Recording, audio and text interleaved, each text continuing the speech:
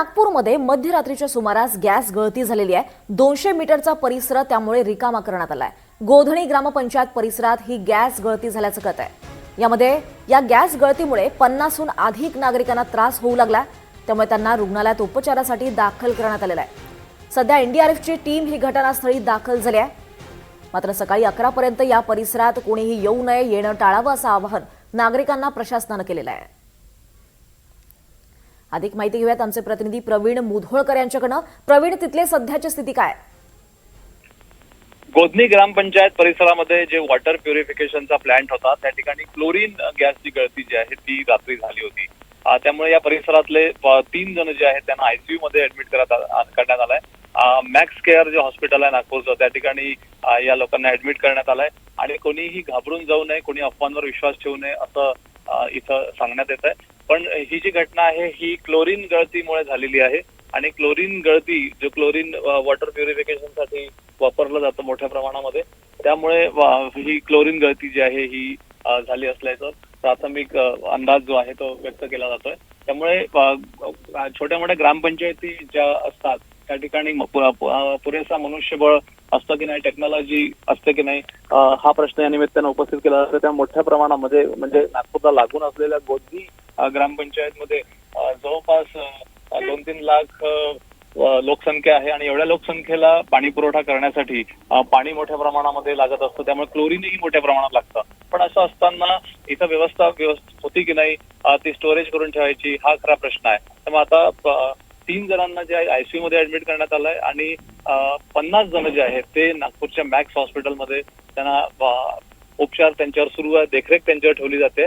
कोणी अफवांवर विश्वास ठेवू नये, सर्व जण इथं सुरक्षित आहे आणि जवळपास 100 मीटरचा परिसर जो आहे तो या ठिकाणचा रिकामा करण्यात आलाय। एनडीआरएफ जी आहे ती सुद्धा इथं दाखल झालेली आहे आणि आता एनडीआरएफच्या माध्यमातून या ठिकाणी जो उरलेला जो क्लोरीन इथं पसरलेला आहे त्याची विल्हेवाट कशी लावली जाईल या संदर्भात आता तपासणी जी आहे ती सुरू आहे आणि या परिसरामध्ये आता हा क्लोरीन जो आहे हा हटवला जाईल आणि हा क्लोरीन हटवून आता ही इथचा परिसर जो आहे तो स्वच्छ केला जाईल। प्रवीण, साधारण हे सुरळीत व्हायला साधारण किती वेळ लागणार आहे? कारण प्रशासनाकडून आवाहन करण्यात आलंय 11 पर्यंत या परिसरात येणं टाळावं। या परिसरामध्ये कोणी गर्दी करू नका, कोणीही अफवांवरती विश्वास ठेवत या ठिकाणी येऊ नका असं आवाहन करण्यात आलंय।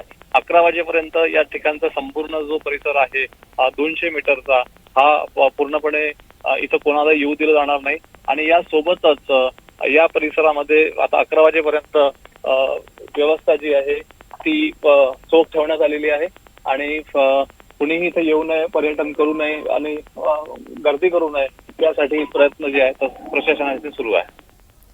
निश्चितच प्रवीण, या संदर्भातले अपडेट्स घेत राहू। तुर्तास धन्यवाद सविस्तर माहितीसाठी। आपण पाहतोय नागपूरमध्ये ही दुर्घटना घडली आहे। मध्यरात्रीच्या सुमारास गॅस गळती झाली आहे, क्लोरीनची गळती झाली असं सांगण्यात येत आहे, कारण मोठ्या प्रमाणात इथे लोकसंख्या आहे। या लोकसंख्येसाठी लोकांसाठी पाणी हे पुरवावं लागतं आणि या पाण्यासाठी क्लोरीन हा महत्त्वाचा घटक आहे आणि त्याच क्लोरीनची गळती झाली असं सांगण्यात येत आहे।